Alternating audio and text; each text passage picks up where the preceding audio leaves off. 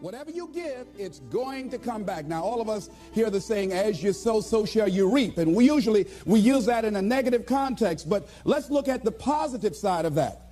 That if you sow some good stuff out here, if you make it your business, how you give your life, to give the best that you have, to give love, to give encouragement, to give help, to give support. If that's what your life is about, whatever you put out here, ladies and gentlemen, I guarantee you, it's going to come back. Now, the reason that most people don't give is because they operate out of a consciousness of scarcity. They don't believe that there's enough to go around. They can't see themselves having the capacity to give. They don't believe that they have anything to offer. They don't see themselves as an opening for the universe to work through. So if you begin to look at this new era that we're in, begin to see yourself as an opening for the universe to move through, to work through, to make a difference in life. See yourself being used by life to improve the quality of life, to expand and to grow.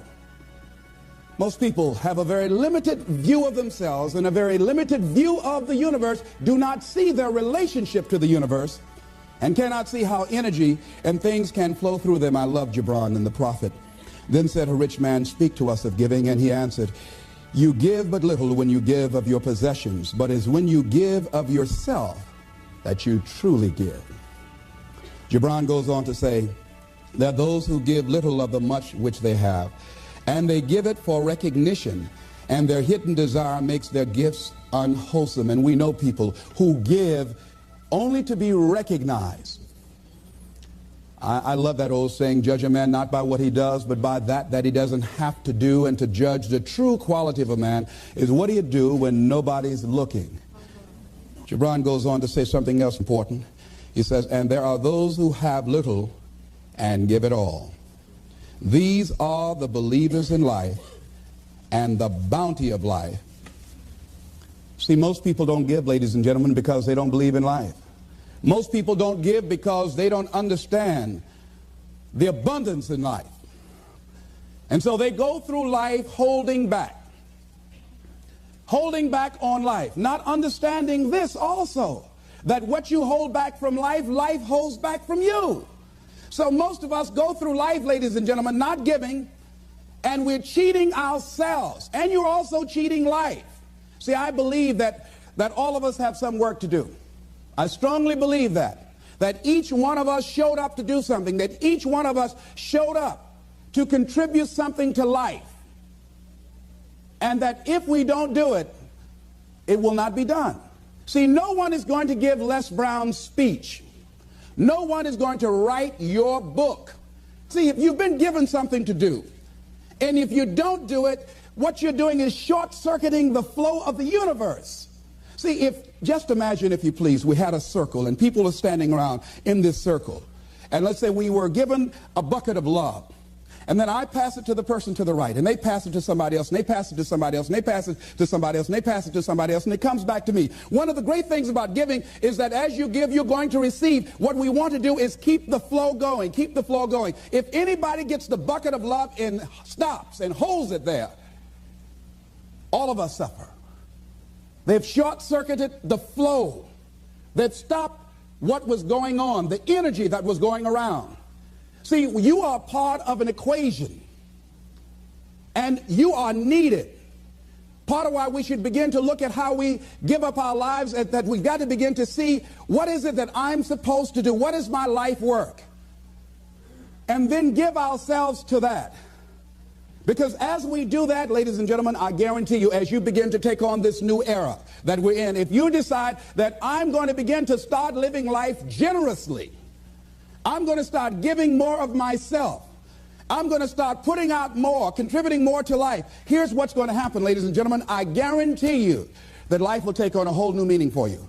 I guarantee you that as you begin to give more of yourself in your work, give more of yourself in your marriage, give more of yourself in your relationships with your families and friends, give more of yourself to your talent, to your vocation, to your job or your business, as you begin to set high standards for giving that which you have been given to share in the universe, I guarantee you that life takes on a whole new dimension, that you'll be happier, You have a greater sense of happiness and fulfillment in life. Now, that doesn't mean you're not going to have some challenges.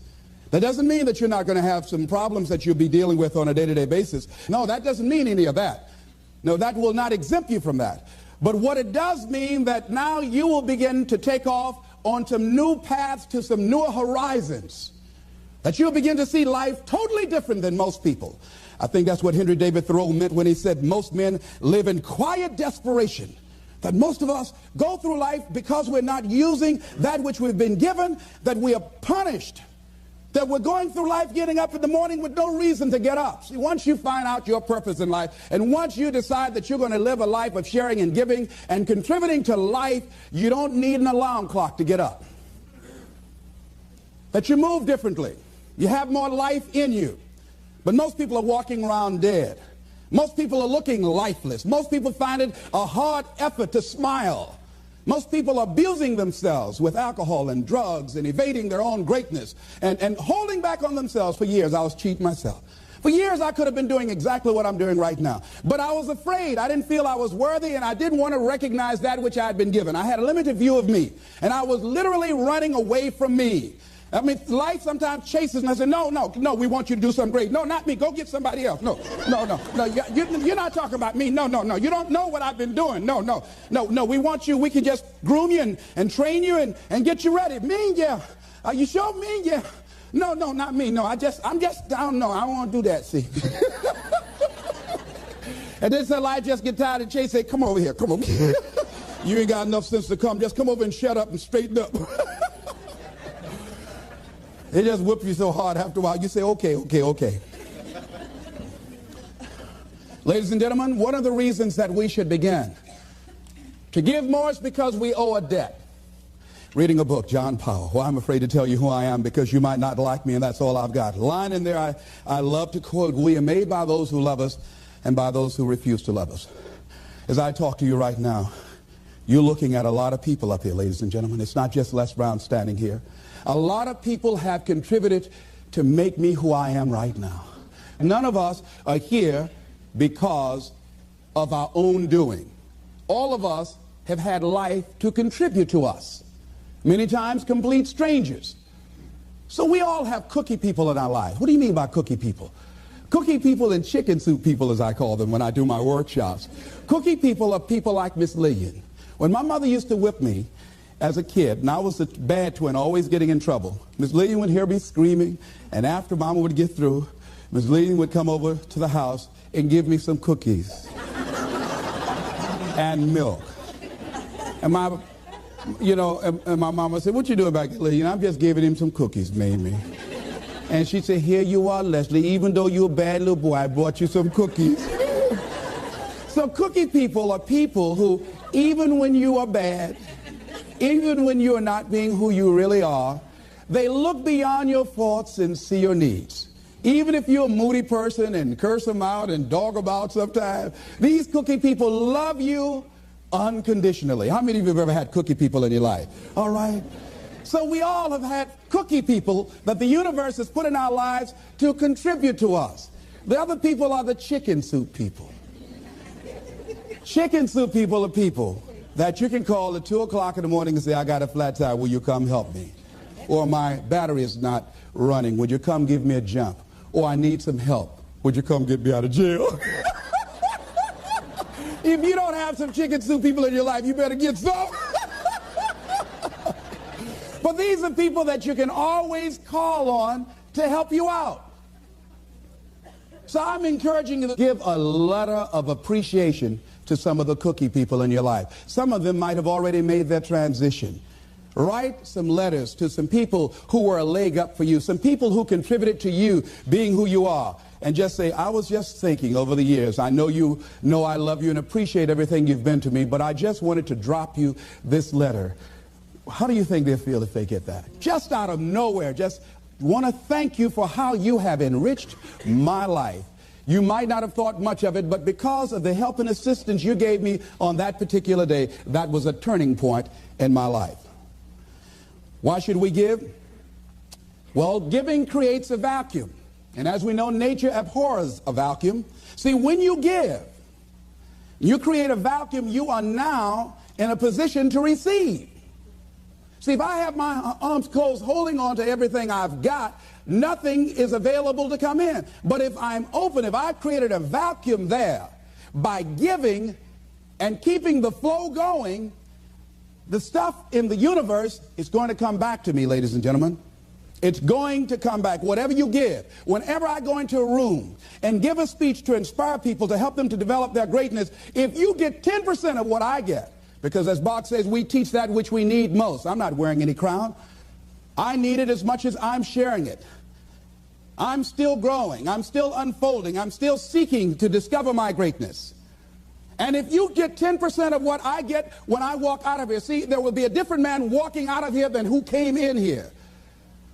And as I give, the more I give to you, the more I get.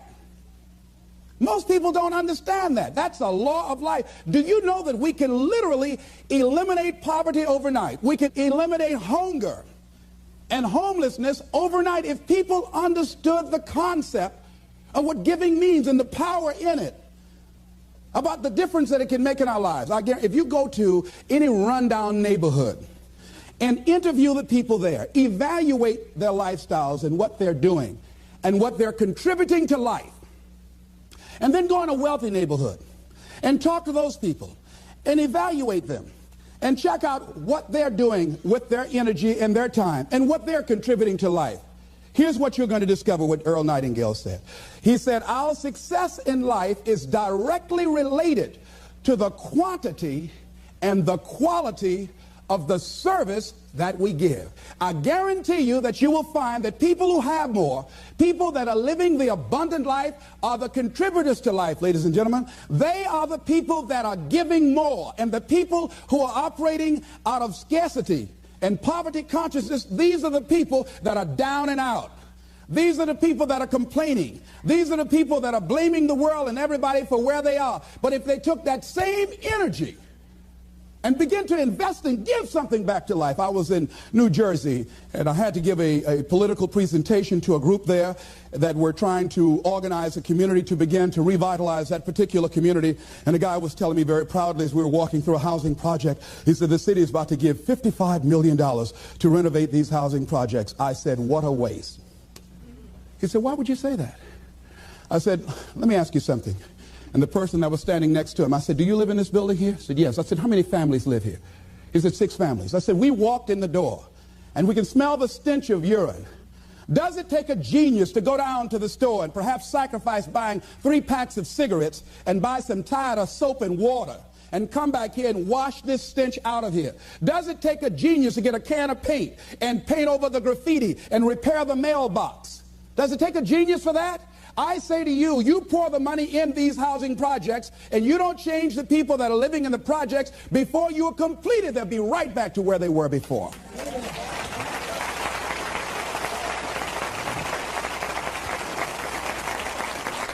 If it is to stand, and I'm not saying that there aren't situations where people need some help and assistance, but people must be allowed to contribute. I say they should pay for the paint. I say they should pay for the mailboxes to be repaired and the windows to be broken. And I guarantee if the children go outside throwing a ball, they say, don't you hit that window, you fool. You know how much I paid for that window? Makes a difference. People need to be given the opportunity to contribute and invest in life. And then life is appreciated. But if we just give, and you don't want to just give, you want to give to people who are out there struggling and making it and trying to make impact on the universe. I'd rather give to a man who's already doing it than somebody over here doing nothing and try and go over there. Man, why don't you get up and do something? Hey, listen, if you have to go over there and get them up, you have to do that for the rest of your life. So do it with those who are doing it.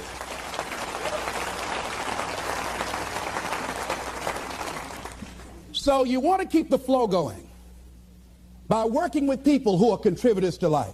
Leave the dead people alone that are taking away from life.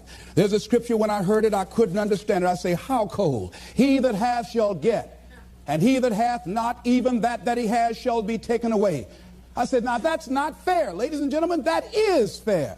He that hath what becomes the key. He that hath a generous view of life. He that has courage. He that hath initiative. He that hath resourcefulness shall get. But if you're like the guy that I was in a hotel and asked him, I said, look here. I said, he was a bellman. I said, I need to get my shoes shined. Oh, I don't shine shoes. Oh, how long have you been working here? Oh, about 3 months. What were you doing before then? Oh, I just got out of the joint. Yeah? You don't shine shoes. That's beneath you, but it was okay to steal. That's not beneath you, huh? See, another guy, was ex-offender, I was telling him I had a job for him. What kind is it? What do you care?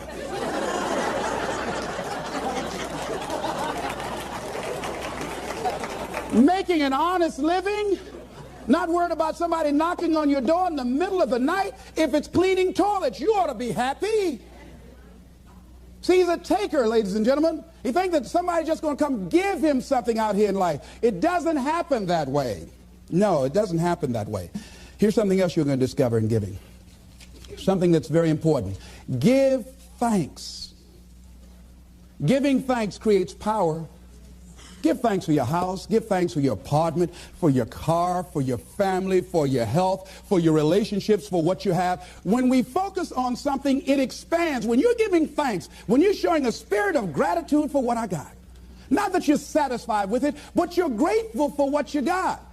Whatever you focus on, that's what you're going to continue to multiply and expand in your life. But if you focus on what you don't have, if all you can do is point out the negative things in your life, whatever you focus on, you're going to expand that. Some people, all they can do is complain. That's all they can do. They can't find anything to say good about life or about anybody else. Every time they open their mouths, that's what their minds are consumed with, and that's all they're producing in their lives. And these are people that you don't want to be around. Develop a spirit of gratitude. I'm thankful for life. I'm thankful to be an American. I'm thankful to be on this part of the planet. I'm thankful to see another day. No, things aren't what I want them to be. No, I don't have all the things I want to have. But I'm thankful that I'm still here. I have another opportunity, another day to live, another chance to contribute, another chance to make a difference in life. So begin to give thanks for what you have. Whatever you focus on. Remember now, you want to become aligned with the universe. If you have scarcity in your life, it's because you have a consciousness of scarcity. As you begin to become thankful for what you have, for the abundance that you now know is coming your way, that you're attracting to you, for the good relationship that is coming your way right now, it will begin to create incredible opportunities for you to begin to improve your life and the quality of life of people around you. Giving is also, ladies and gentlemen, forgiving. Give forgiveness. Many of us do not realize that we cannot grow, that we are blocking ourselves, we are blocking our good in the universe. We're literally standing in the way of the flow of what life has to us because we haven't learned how to forgive. We haven't learned how to let things go so we can get on with our lives. When we forgive, ladies and gentlemen, it's not for the other person. Oh, no. It's for you. It's not for them, not because they deserved it or they earned it. You're forgiving other people. First of all, you've got to forgive yourself. But when you forgive other people, it is mentally and spiritually healthy to forgive. To let that luggage go, as Paul said, forgetting those things which are behind, reaching forth unto those things which are before. Oh, we hear it, but it's hard to do. It's hard. What you have is enough. Whatever you have to give. And the more you give, the more you realize you have to give. And we all have to. There are people who made the supreme sacrifice for us to enjoy freedoms that we take for granted. Oh, none of us can feel that we have nothing to give back. Next thing is, giving empowers you. It makes you more powerful. See, the more you give to life, the more you're able to get from life. See, most of us go through life, ladies and gentlemen, feeling that we don't have enough to share, feeling that we will be depleted if we give of our resources because we don't see ourselves connected to the abundance of life. I feel very strongly that we can make an incredible difference in life. Phyllis Marx said, giving empowers you because taken to its ultimate, what you are really giving is love. Love is the motivating force behind the infinite supply of universal energy. Love truly makes the world go round. And as with anything circular, it's going, keep coming back. Phyllis is right. So as she continues to give love and hope to these people, she receives love and hope for herself and helping to begin to restructure and redesign the kind of life that she wants. We all have had experiences in our lives that if we permit these experiences to do so, we will allow them to weigh us down. If we permit them to do so, they will be luggage that will be dragging through life, holding us down, stifling our potential to give and to contribute in life. If we continue to carry all of these things, we can never be open to the love and the abundance and the opportunity that life has to offer us because we are so full with what we've got. I'm thinking about an exhibition that was held in Africa where they were trying to catch some monkeys that were a very rare species. And because they were so fast, so agile, and very fragile, they did not want to harm them in catching them. They did not want to hurt them physically. So what they did in order to catch them, they found that these monkeys were very fond of a certain kind of nut that grew in that particular area of Africa.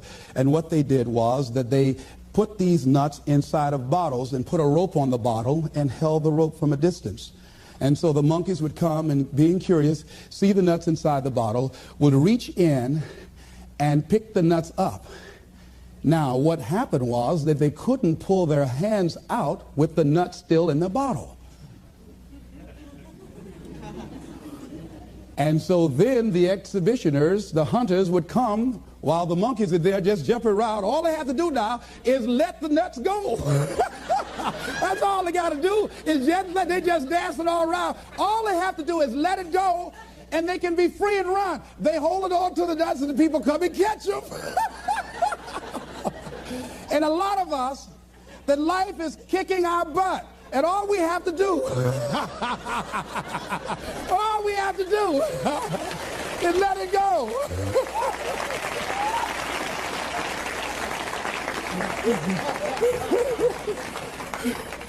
We just keep holding on like we crazy.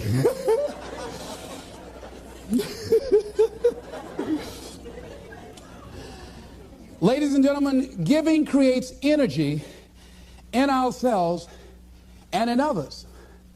Have you ever helped a blind person go across the street? Or help a senior citizen? Or give somebody some help? Held a door for somebody, an elevator? I mean, don't you have a good feeling inside like, I done good? How many of you get a good feeling inside when you do something good for somebody?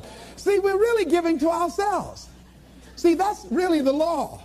When you are giving to yourself. That's who you're giving to. So you want to give yourself some good gifts. There's a principle underlying the concept of giving. The energy flowing through us as we do, that love generates abundance in our lives, and we are able to reap so much from life as a result of our giving. How are you giving up your life? Do you know, to the degree that you are giving, to that degree determines how much you enjoy life, how meaningful your life is.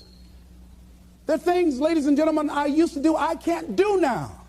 That is unbecoming for the role that I have selected with where I am in my life and what I want to contribute to life. It is inconsistent. I can't do it. Even if I desire to do it, I can't do it. No, because it doesn't fit, because of my vision of myself and the contribution that I want to make to life. Because it's not enough to give the message, you must also be the message.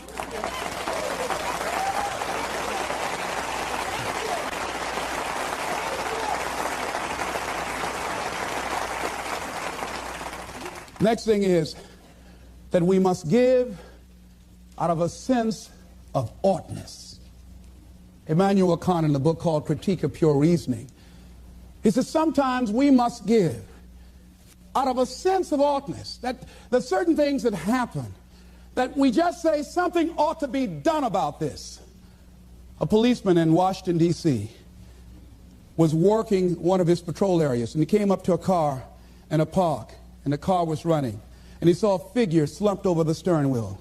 He got there looking in with a flashlight, and he saw a 14-year-old boy with a bullet through the back of his head. And he said, oh no, he has a son himself. That could have been his son. And he said, something ought to be done. We're losing too many young people. And so this man Went home. He had like several $1,000s worth of exercise equipment in his basement. He rented a place. He started bringing the kids in to get them involved in taking care of their bodies and physical exercise and athletic activity. He now has expanded that to getting them involved in entrepreneurial ventures, saying that this is a free enterprise system, and the more enterprising you are, the freer you are. And now these kids have started their own business. They have a little shopping center that they run, they operate, they are managing. And they have commercials on radio, and I'm going to be going there doing some training with them. So he decided, because of that event, that I ought to do something. Now, some of the things that's going to happen when you look out and see what can I contribute to, what can I give, I guarantee you, ladies and gentlemen, you're going to have a voice that's saying, it's just no use. It's out of control now. There will be a voice telling you that you'll be wasting your time and wasting your energy and wasting your effort. I say, don't listen to it. Listen to that still small voice that says, I can do something, and I ought to do it. We ought to do it. Disraeli said this: nothing can resist the will of a people that will stake even their existence on the extent of their purpose for good. I strongly believe that as we begin to look toward the future, and that as each day we get up in the morning, and be it that you're going to give to make the environment safer for everybody on the planet, be it that you're going to do things to help the sick or the physically disabled or recovering crack cocaine addicts, be it that you want to help and contribute to youth or do something for the homeless, whatever you want to do, if you get up in the morning out of a sense of oughtness and decide that I am an opening for the universe, that life can work through and use me as a channel and as an instrument for change. And each day we get up, we make it our personal business to make a difference in those areas that we're concerned about. How are we going to do it? We don't know, but we know that we can make a difference. And we might not be here to see the results of our efforts. We might not be here as many of the people who before us made sacrifices that they did not live to see or reap the benefits of. James Weldon Johnson, stony the road we trod, bitter the chastening rod, felt in the days when hope unborn had died. Yet with a steady beat have not our weary feet come to the place for which our fathers died. We've come over a way that with tears has been watered. We've come treading a path through the blood of the slaughtered. When we came here, somebody paid the price for us to be here. And as we begin to look toward the future, we all have an obligation to give something back. A lot of us don't give more because of the fact that we allow ego to get in the way. I'm thinking of a man that was well-dressed walking through a neighborhood one day, and a lady came to the door and she said, "Hey, you." He stopped. He said very politely, "Yes, ma'am." She said, "Come here." He came to her. "Yes, what may I do for you, ma'am?" She said, "I want you to cut my wood." He said, "Yes, ma'am."